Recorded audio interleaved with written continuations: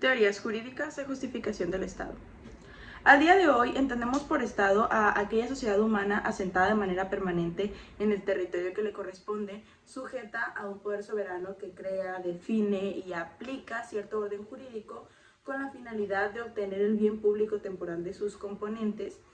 Pero, ¿cómo es que llegamos hasta aquí? ¿Cómo es que llegamos a una definición de Estado? ¿Para qué sirve el Estado? ¿Por qué ha surgido el Estado?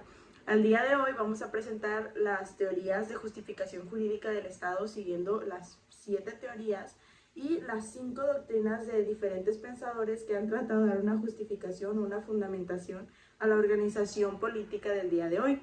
Vamos a empezar con la doctrina de George Jelking. George Jelking nos presentó 3 teorías. Número 1, la teoría patriarcal. Esta teoría patriarcal nos presenta una fundamentación o una justificación del nacimiento del Estado gracias a la familia, es decir, lo único que centra o lo único que nos dice es que el Estado nació gracias a que el jefe de familia se pudo separar de la familia y logró ser un jefe de Estado, siendo un jefe de familia, no dejándolo al lado, sino que todavía seguía siendo jefe de familia. El problema de esta teoría es que nada más nos presenta esa justificación, nada más se dedica a decirnos cómo es que nace el Estado y ya, no nos dice para qué nace el Estado, por qué nace el Estado, sino únicamente la fundamentación de su origen. La segunda teoría que presenta Jelking es la teoría patrimonial. La teoría patrimonial nos habla acerca de que el Estado es un ente dedicado exclusivamente a la protección de la propiedad, es decir, ya marca bastante avance porque no nada más nos habla acerca del origen del Estado, sino que también nos presenta una justificación de para qué está el Estado o por qué es el nacimiento del Estado, y esta justificación sería el hecho de que el Estado es encargado de proteger la propiedad.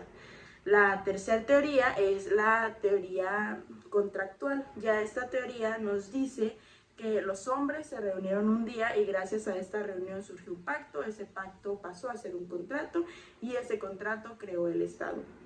Nos habla acerca de cómo los hombres se reúnen y esas reuniones preceden y pueden hacer grandes cosas. En este caso, pues, se crea el Estado gracias a el hacer un contrato. Estas 3 teorías nos presenta la doctrina de George Jelking. La siguiente doctrina que vamos a ver es la doctrina de Santo Tomás de Aquino. Santo Tomás de Aquino era un hombre que fundamentaba su teoría en la religión.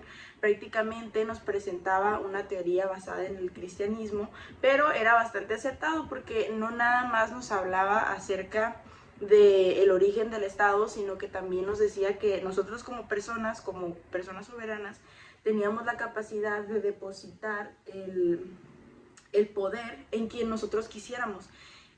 Una persona a la que le íbamos a depositar el poder nosotros como ciudadanos no iba a dejar de ser persona, sino que únicamente se iba a dedicar a ser un gestor de los derechos de los demás y los iba a hacer cumplir.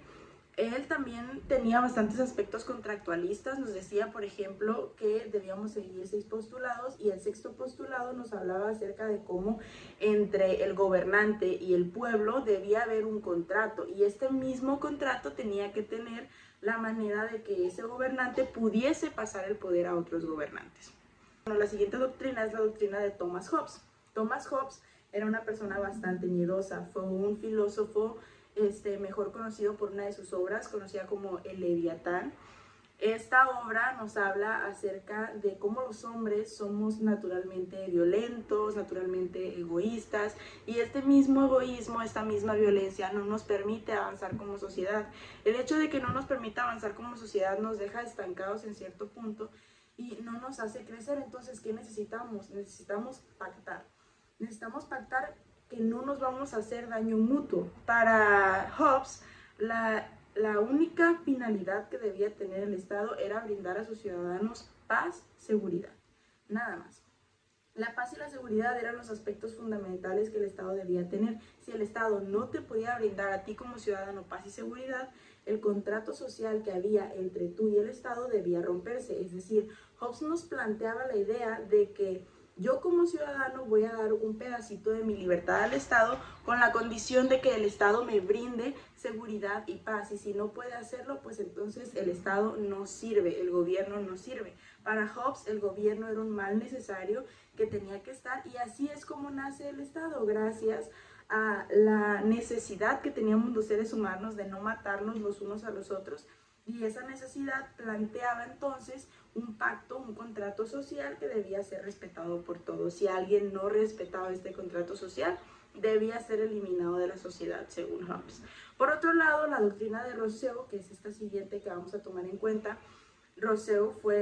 Juan Jacobo Rousseau fue un filósofo, pensador, que también es muy bien conocido por una de sus obras llamada El contrato social.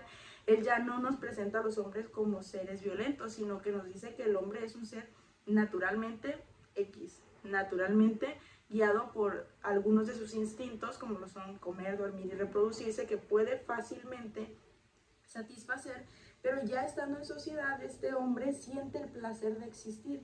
Esta existencia le crea una necesidad, y esta necesidad es la necesidad de socializar. Ya el hombre, socializando, necesita de ciertos pactos los unos con los otros para poder ser un hombre con una sociedad avanzada, y Rousseau nos presenta un contrato social basado en ciertos postulados bastante éticos, bastante coherentes, nos habla acerca de los valores. Incluso Rousseau dice que puede ser que el contrato que él plantea nunca haya existido y nunca vaya a existir, porque el contrato está bastante bien fundamentado. Entonces Rousseau nos dice que no lo hace, o sea, no lo plantea en cierto punto, sino que lo plantea para que sea un ejemplo a lo que debe ser un contrato social entre las personas y el Estado.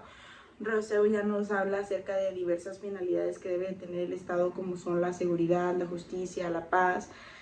Y por último, la última teoría, la última doctrina que vamos a ver es la doctrina de Kant.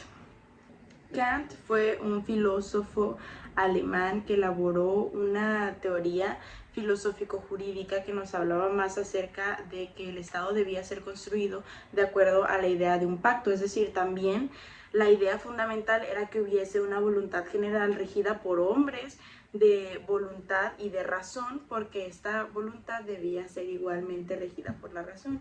Kant nos habla ya más allá de que haya una manera de imponer ese pacto de manera coactiva, y es así como nos presenta una justificación del origen del Estado y también del nacimiento del Estado. Esto ha sido todo por mi parte. Muchas gracias por quedarse hasta el final. Espero que les haya servido bastante mi información. Mi nombre es Joel Armenta. Muchas gracias.